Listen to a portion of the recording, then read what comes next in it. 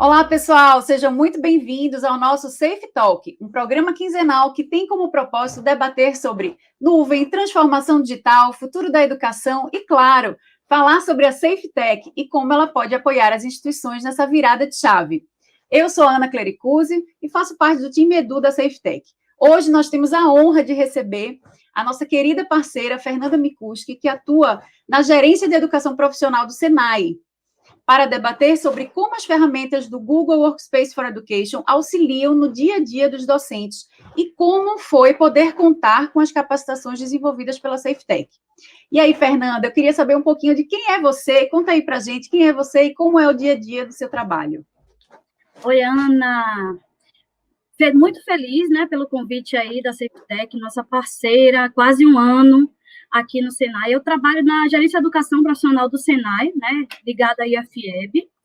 Sou analista e dentre as minhas, né, várias atividades aí ligadas à avaliação educacional, competições técnicas, eu também recebi esse desafio de atuar como principal apoio aí na parte de educação, junto à nossa equipe de TI, na implantação do nosso ecossistema educacional aqui, que a gente chama de Meu Senai, e dentro do Meu Senai, a gente tem aí a utilização do Google for Education, as ferramentas aí, Workspace, né? Então, minha principal missão aqui na gerência hoje é conduzir toda essa parte aí de implantação, de capacitação, formação dos nossos docentes para a utilização das ferramentas aí, Workspace e Google.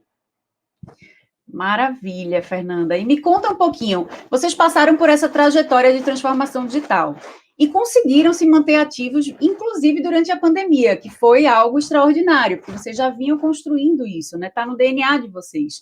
E nós ficamos muito orgulhosos de fazer parte dessa história de sucesso. Mas conta pra gente, quais eram as dificuldades que vocês enfrentavam no dia a dia e que impulsionaram essa busca por uma transformação digital, né, de forma macro?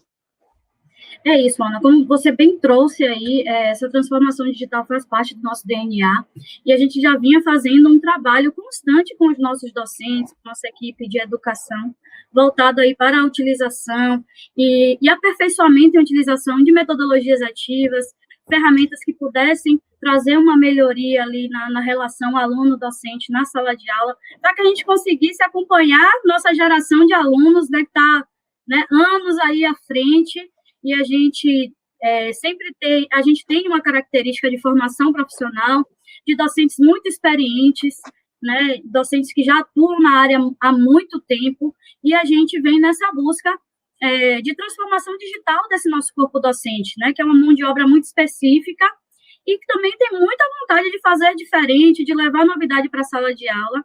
E aí veio a pandemia, a gente já estava nessa busca constante de capacitar e formar os nossos docentes em novas tecnologias.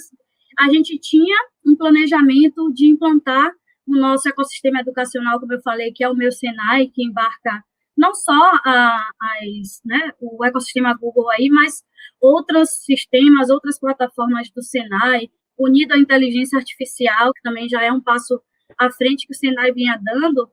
Mas a gente tinha um planejamento de, no mínimo, 1 ano e meio para a implantação desse ecossistema, que envolve Google for Education, e veio a pandemia, a gente teve que acelerar isso, implantar em 1 mês, para que as aulas começassem, e eu estou olhando aqui a data, agora faz exatamente 1 ano que a gente começou essa maratona de implantação, para que a gente conseguisse executar as aulas no formato remoto, a partir do ensino remoto emergencial. E aí a gente teve que correr para capacitar os nossos docentes, para que eles estivessem todos ambientados na utilização das ferramentas Google. E foi aí que a gente foi atrás da SafeTech, que hoje é a nossa parceirona aí nesse processo de implantação e conquista, é uma conquista diária dos nossos docentes e dos nossos alunos. Foi até mais fácil do que a gente imaginava, a gente achou que teria um desafio grande. No nosso planejamento, a gente previa começar com uma turma, 2 docentes, fazer um teste, um piloto, né? Tinha todo um passo a passo, isso, todo um plano de comunicação, vamos liberar algumas pílulas falando que a gente vai lançar o Meu Senai, Google for Education, e nada disso aconteceu, porque a gente teve que acelerar, mas foi muito melhor do que a gente imaginava, né? E poder, para a gente, foi difícil no início, mas a gente teve que correr atrás de suporte para que isso fosse muito mais fácil, e aí é que vem a SafeTech, né, para dar esse apoio a gente. Muito bacana, Fernanda. Esse teu relato é legal, porque a gente vê que foi um projeto que foi crescendo, né? Ele começou ali mais tímido, vocês tinham a ideia de replicar, e aí foi ganhando confiança, tanto que eram inicialmente 260 docentes e hoje são mais de 1.000 capacitados, né? Então, o que eu queria ver com você também é que a gente entende que os processos estão sendo otimizados, né? Mas queria também entender como é medir o resultado disso. Então, como você enxerga a receptividade dos docentes em relação às formações e como é que eles viram a SafeTech, ou seja, como um parceiro, adentrando aí nesse universo, no dia a dia deles e trazendo, alguns até fazendo sair um pouco da zona de conforto, né? Então, assim, houve alguma resistência por parte deles? Conta aí pra gente. Ana, quando você traz isso, né, e aí volta um filme no início de 2020, em maio de 2020, foi quando a gente começou a nossa maratona aqui para implantar, e a gente começou também, a gente teve que conquistar esses docentes a participarem com a gente disso, né, porque os nossos docentes e os alunos são quem movem, né, o Senai, quem move as instituições de ensino, e eles estavam muito apreensivos, né, no momento. A gente lembra professores que a gente fazia todo esse trabalho de incentivo, de utilização de novas tecnologias, mas, querendo ou não, há uma resistência inicial por pensar que vai haver uma dificuldade, como é que eu vou aprender do zero agora a utilizar determinada ferramenta, sistema, e já vou dar aula na semana que vem. E eu lembro que teve essa apreensão inicial, mas logo depois das primeiras capacitações, isso quase que deixou de existir. A gente aplica algumas avaliações, né, de monitoramento e eficácia das capacitações e formações, e o feedback sempre é muito positivo, né, de que o quanto o Senai, contando, claro, com a ajuda da SafeTech, nossa principal parceira, auxiliou para que fosse muito mais fácil. Eu até hoje vejo assim, alguns feedbacks de eles sempre muito agradecidos e felizes de terem o apoio e o suporte, né? E não só naquela capacitação inicial, a gente tem um suporte permanente, que eles mesmos não precisam de nenhuma interface nossa, eles diretamente falam com a SafeTech e tiram ali suas dúvidas. A gente teve apoio, tem apoio aí de vários programas da SafeTech no meio do caminho aí para nos auxiliar. Enfim, então a gente percebe o antes e o depois desse suporte, dessas formações dos nossos docentes.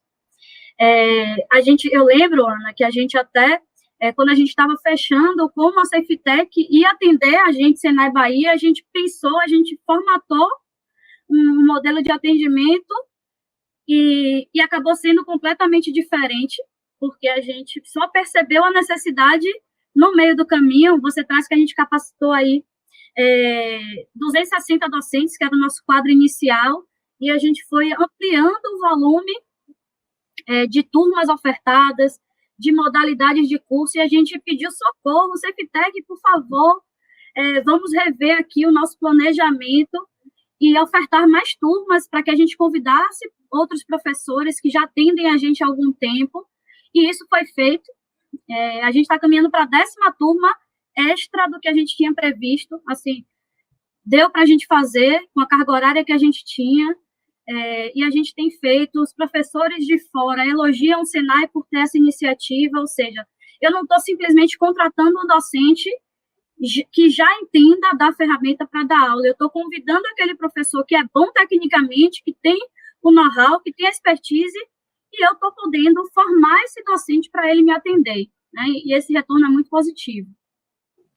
Maravilha, a gente fica muito feliz em poder apoiar vocês nisso.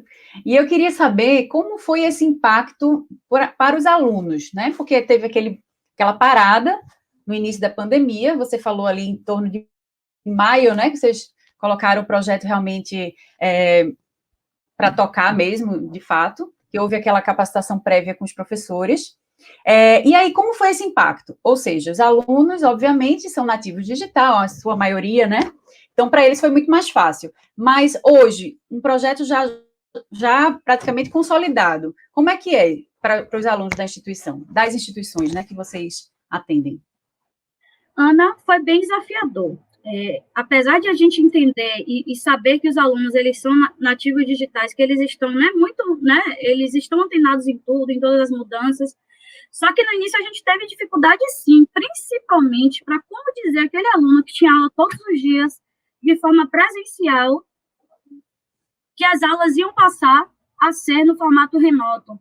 Como dizer a esse aluno que não era aula EAD, e sim aula remota síncrona, que eles teriam que ter contato com seus docentes todos os dias e que a gente teria as ferramentas aí, o Google Meet, enfim, a sala de aula Google, para dar esse suporte, que eles não iam sentir esse impacto. Então, foi um trabalho de conquista, foi um trabalho desafiador, mas algo que já foi mudando na primeira semana, a gente já sentiu, né?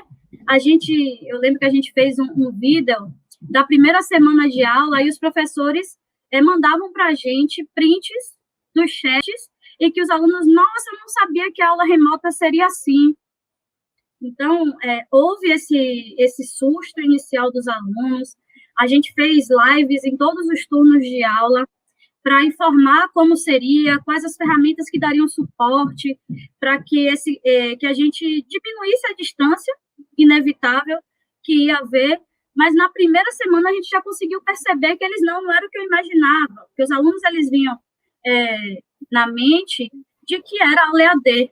E aí, depois, até da primeira semana, surgiram vários memes e figurinhas de WhatsApp dizendo assim, não é EAD, é remota, porque durante as lives, os professores reforçando, começaram a mandar várias figurinhas de professores falando, não é EAD, é remota. Isso já começou a mudar a partir da primeira semana, mas foi um impacto, sim. Mas hoje já é tranquilo, e aí, no decorrer, né, as novas turmas já foram começando nesse modelo. Daqui a pouco a gente vai formar a turma de curso técnico 100% remota. Não 100%, porque a gente tem uma carga horária prática que, né, a gente realiza, como a partir dos agendamentos aí no modelo híbrido, mas os alunos que já começaram a trajetória do curso técnico com esse modelo de aulas remotas síncronas, e isso traz para a gente que o ensino não será mais da mesma forma. A gente se engana em achar que a gente vai ter agora, a partir de agora, cursos 100% presenciais. Isso já não é uma realidade. É verdade, né? É um clichê, mas é o novo normal, né? A gente agora tem que entender que facilita muito. Tem gente que trabalha em um determinado bairro, que estuda em outro muito longe, mora em outro. Então, assim, aproximar essas distâncias acaba, de fato, sendo muito mais eficiente, ajuda, né, em uma série de outras questões. Você se sente hoje mais confiável no que diz respeito a esse ensino? Você já falou aí que acredita que esse é realmente, assim, o novo normal, é o que vai ficar, né? Que muitas coisas, a pandemia, óbvio, a gente sabe que teve resultados desastrosos, mas a gente sabe também que acelerou muitos processos, né? Então, você acha que, do ponto de vista da conexão de aluno-professor, aproximou eles dois? Ana, a gente tinha alguns, né, receios quando a gente partiu para implantar esse modelo. Eu acredito que a maioria das instituições de ensino, como ia ser esse contato aluno-professor, como a nossa coordenação pedagógica iria conseguir fazer o acompanhamento, né? Como a gente vai fazer toda a adaptação que a gente precisa no modelo adaptativo de ensino. A gente trabalha por competência, como a gente vai acompanhar esses alunos, se eles estão, de fato, desenvolvendo as habilidades, as competências necessárias para o perfil profissional. E a gente percebe que o que fica hoje, a pergunta que a gente se faz é, por que a gente não implantou isso antes? Né? Então, a relação aluno-professor, ela só passou a ser mediada por tecnologia, em vez de ser ali o contato presencial, mas ainda existe o olho no olho, existe a interação, existe aquela brincadeira, existe o aluno ir no quadro, né? Aluno, vem aqui no quadro, ele compartilha a tela dele, né? Então, tudo aquilo caiu por terra, porque o contato ele deixou de existir. Ele não deixou de existir o contato, apenas está ali mediado. Então, a gente percebe uma integração muito grande dos alunos. Claro que ainda tem questões que o aluno ele não quer abrir a câmera, isso, né, tem até gerado vários estudos, vários artigos falando sobre isso, mas a gente percebe que é um caminho sem volta, essa interação aluno, professor, coordenação de curso, coordenação pedagógica. A gente consegue hoje fazer salas de aula específicas de líder e vice-líder de turma, que é uma prática que a gente adota aqui.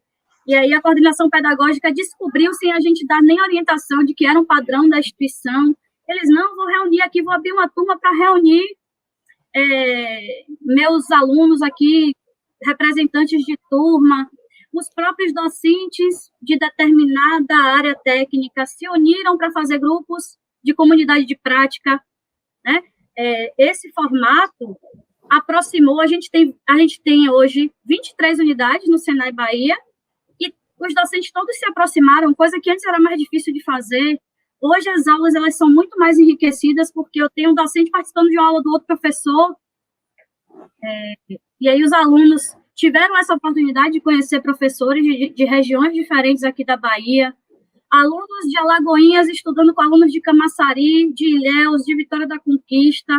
Então, quando você me pergunta, melhorou a relação aluno e professor? Melhorou e ampliou as relações. Não é mais aluno e professor. Eu trabalho aqui com toda essa parte de inovação, eu agindo com o professor, vou entrar na sua sala quinta-feira para a gente bater um papo com os meninos sobre inovação, e aí eu entro lá na sala e a gente bate um papo sobre inovação, eu convido eles para participarem dos editais de inovação. Então, a gente tinha um receio, muitas vezes, de como seria esse acompanhamento, essa participação dos alunos, e a gente viu que a gente ganhou muito mais do que a gente pensava. A gente queria resolver um problema, que era a pandemia, e agora a gente não pode parar, né? A gente tem que ser sustentável, mesmo no cenário de pandemia. A gente tem que dar assistência aos nossos alunos e professores. A gente queria manter todo o nosso quadro de docentes, e vamos fazer o que era para ser feito em 1 ano e meio, a gente fez em 1 mês, e rodou, e hoje a gente tem... hoje a gente fala Senai Bahia, a gente não fala mais Senai de Endezeiros, a gente fala Senai Bahia, porque o meu professor, ele dá aula para o Senai Bahia, ele não dá mais aula para uma unidade, né? Então, está bem, bem interessante. Nossa, muito legal isso que você falou agora. Ou seja, unificou, né? Agora, antes o que era em unidade, eu me lembro bem que quando você trouxe sobre o projeto, você especificou as unidades ali, e hoje a gente poder unificar isso, então dá um sentimento de pertencimento muito grande ao professor e ao aluno também, por sua vez, oferta a ele a possibilidade dele ser o protagonista, né, dessa relação de ensino-aprendizado. E, como você falou, muitos clientes no Brasil inteiro falaram que aproximou, uniu não só o corpo docente, mas também esses públicos, né, docente e discente nessa construção do conhecimento. Então, realmente, é muito interessante isso que você fala, porque vocês têm também, se a gente comparar a atuação do Senai Bahia no Brasil, vocês já são diferenciados. Então, de 1 ano para cá, acho que a distância ficou ainda maior, né? Imagino que vocês já tenham alguns planos, inclusive, para colocar esse case a nível nacional. E sobre a relação com a SafeTech e os serviços, essa experiência, você acha que faz parte desse case? Ela também acaba empacotando tudo isso que hoje vocês construíram? Essa trajetória foi bem sucedida porque a SafeTech esteve ao lado de vocês também? E aí, nesse sentido que eu queria entender, como é que a gente leva, então, para a nível nacional, né? Isso que vocês fizeram até agora. Ana, sem dúvida, a relação que a gente tem hoje com a SafeTech é uma relação de muito carinho, porque, e a gente sempre conversa, né? A gente acabou criando um laço, do quanto foi importante. Foi um momento, assim, que a gente estava caminhando com as próprias pernas, a gente precisaria colocar para rodar, precisava lançar as contas educacionais dos nossos docentes, porque a gente precisava passar da aula no formato remoto, né, ministrar aula no formato remoto, e a gente começou, a princípio, fazendo as primeiras formações ali a passos lentos, né, com os nossos docentes que são docentes efetivos, e a gente falou, não, não dá para andar sozinho mais, claro que com alguns parceiros que a gente já tinha, mas a gente precisa de uma parceria especializada que vai focar nisso, que vai dar todo o suporte que a gente precisa para que a gente possa pensar em mais inovação, em trazer mais melhorias aqui para as nossas aulas, porque agora a gente já começou as aulas remotas, mas a gente precisa respirar para pensar em inovação, em novas rotas, ajustar a rota. Então, foi aí que surgiu, né, o contato com a Safetec. Resgatei um convite que a gente tinha recebido para o lançamento da Safetec aqui em Salvador.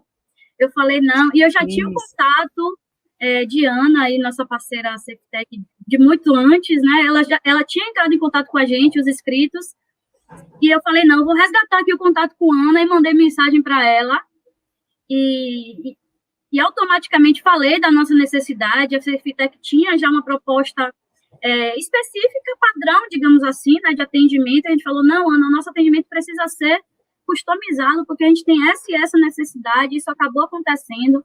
A Safetec tem algo que eu avalio que é muito importante, que é o pós-formação. A gente tem aquele momento síncrono ali com o docente, mas ele tem também depois a possibilidade de fazer no tempo dele, que é o programa Faixa Preta, né? A gente já tem um grande número de docentes aí que finalizaram o programa Faixa Preta.